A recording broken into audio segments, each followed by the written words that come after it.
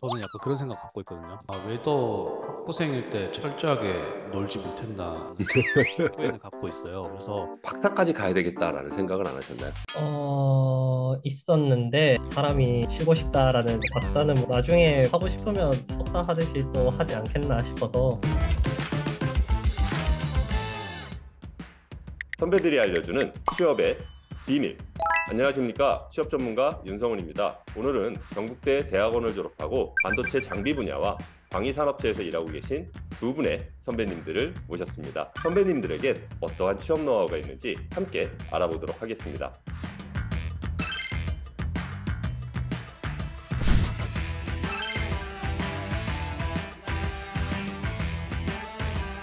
21년도 2월 달에 석사 졸업했었던 원흥섭이라고 하고요. 지금은 이제 반도체 장비 회사인 원익 IPS에서 근무하고 있고, 이게 그 회사 속에서 하나 있어서 반도체 분야하고 디스플레이 그리고 스텝 부서 있는데, 제가 소속돼 있는 곳은 이제 반도체 연구소인데 TF 개발본부라고 해서 저는 이제 띵 필름을 개발하는 업무를 맡고 있습니다. 디스플레이 쪽을 제외하고 이제 세미컨덕터에서 CVD 개발하는 업무를 하고 있고요. 제가 하는 거는 고객이 어떠한 방막을 요구를 하거든요. 근데 그 방막은 스펙들이 다 있습니다. 물성은 어때야 되고, 탄성은 어때야 되고, 방막의 스트레스는 어때야 되고, 그러한 조건들에 대한 니즈를 요구를 하면 저는 여러 가지 실험을 통해서 CVD를 활용해가지고 해당 방막을 개발하는 업무를 맡고 있습니다. 22년도 8월에 석사 졸업을 하고 올해 1월 하나 시스템에서 디지털 로직 엔지니어 쪽으로 일을 하고 있는 최초로라고 합니다. 국내에서 육해 공군 관련된 방산 관련된 제품들을 생산하거나 그 안에 들어가는 부품들을 양산 이런 뭐 발주내는 그런 거에 메인을 두는 회사고요. 저는 군수용 쪽으로 사용이 되는 무기에 탑재될 수 있는 그런 이제 카메라 센서에 들어가는 칩을 설계하거나 아니면은 민수용 제품들에 사용될 수 있는 가속기 기반의 그런 이제 칩들 아니면 범용 프로세서 또한 포함되는 그런 칩들을 설계하는 직무를 수행한다라고 말씀드릴 수 있겠습니다. 제가 직접적으로 하는 일은 어떠한 방막을 개발하는 일이기 때문에 전문적으로 본인이 분석 툴을 활용할 수 있는 그런 좀 스펙트라가 넓었으면 좋겠고요. 왜냐면 필름을 하나를 구분할 때 특성을 찾을 때 뭐 XRR, XRF 여러 가지가 있거든요. 분석 설비를 좀 활용할 수 있는 또 그런 분석 데이터를 또 리딩할 수 있는 능력이 있어야 할 것 같고요. 디지털 회로 설계 쪽이라고 가정을 한다면 회사들 이제 뭐 사회 인더스트리에서 요구하는 거는 대부분 인공지능 쪽 영상 처리나 뭐 요로 다양하겠지만 인공지능 쪽 칩을 많이 요구를 하게 됩니다. 그래서 일단 컴퓨터 구조나 이런 영상 처리 알고리즘뿐만 아니라 회로 설계에 필요한 뭐 프로그래밍 언어 뭐 아니면 디지털 직접 회로 요 정도까지는 기본으로 알고 계셔야 한다고 생각이 들고요. 그 외에는 이제 그냥 툴 경험 정도라고 생각을 하고 있습니다.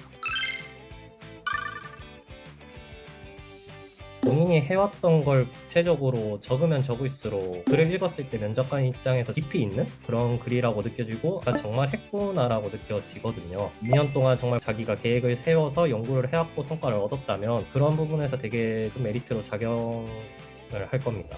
서로 멘토님과 동일한 내용인데요. 본인이 논문을 써본 사람이라면 본인이 쓰고 있는 글에 대해서 스토리라인을 어느 정도 갖고 있거든요. 회사를 들어가기 위해서 준비해야 되는 많은 서류들에 본인이 생각을 기입하는 게 중요한데 거기에 스토리라인을 얼토당토 맞지 않게 쓰는 것보다도 조금 더 이점이 생기고 본인이 이제 뭐 잘한다 이렇게 단순 열거하는 그런 내용들보다는 호기심을 자극할 수 있는 그런 글을 쓰는데 도움이 되지 않을까.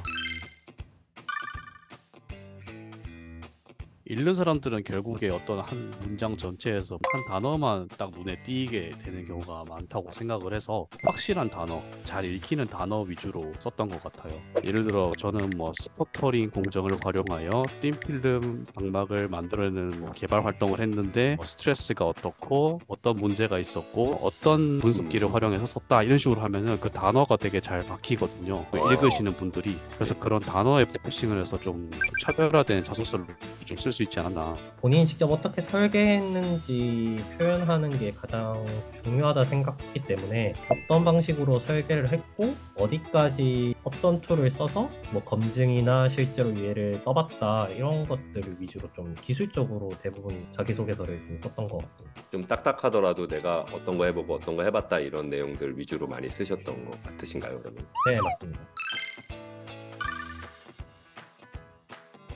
취업하는데 도움 되는 게 석사학위가 학부생들하고 다르게 근성이 생깁니다. 왜냐하면 경험적인 게 많거든요. 근데 그게 생각보다 꽤 큰 부분이라서 학부생들은 이걸 이제 대부분 다 배우고 이제 산업으로 이제 지원하는 경우가 많은데 장비 툴을 조금이라도 클릭이라도 해본 사람들이 그래도 뭐라도 말할 수 있는 건덕지가 생기는 거거든요. 면접을 갔을 때 할 말이 한 30%에서 50% 이상은 많다고 생각을 하고 있습니다. 석사 학위를 따고 나서 면접을 볼 때는 해왔던 거와 관련된 거에 대해서 질문이 딥하게 들어오는 경우도 있지만 면접 준비를 그렇게 많이 하지 않더라도 어느 정도 대답할 수 있는 정도의 질문 정도로 들어오기 때문에 큰 부담감이 없었던 것 같아요. 대기업 같은 거 노리시면은 이제 인적성도 준비하고 하셔야 되는데 그런 부분도 확실히 학사일 때보다 석사를 하고 나서 지원을 하고 프로세스를 밟아나가는 과정이 훨씬 좀 수월했기 때문에 학위적인 메리트에서 일단 최종적으로는 면접에서 가장 큰 이점을 발휘하지 않나 싶습니다.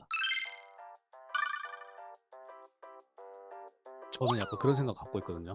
왜 더 학부생일 때 철저하게 놀지 못했나 후회는 갖고 있어요. 그래서 물론 한 1년 진득하게 노는 것도 진짜 좋은 방법인 것 같습니다. 좀 더 여유를 가지고 취업을 준비하시는 게 좋을 것 같고 대학원생 분들은 다 여러분들이 하고 있는 걱정과 불안감들은 다 주말 지나면 잊혀질 것들 중에 하나일 겁니다. 그러니까 자신감을 가지고 이제 본인 인생에서 좋은 직장을 가지게 되는 그런 결실을 얻었으면 좋겠습니다. 꼭 졸업하기 전에 취업을 해야지라는 조급한 생각을 굳이 가지실 필요가 없고요. 오히려 병행하되 가장 중요한 졸업을 먼저 일단 저는 1순위로 진행을 하는 게 가장 맞다고 생각이 들고요. 꼭 안 되더라도 졸업하고 나서 오히려 더 생각 정리를 하시면 취업 준비할 때 더 이제 이점으로 발휘할 수 있기 때문에 너무 조급한 마음 안 가지셔도 될 것 같습니다.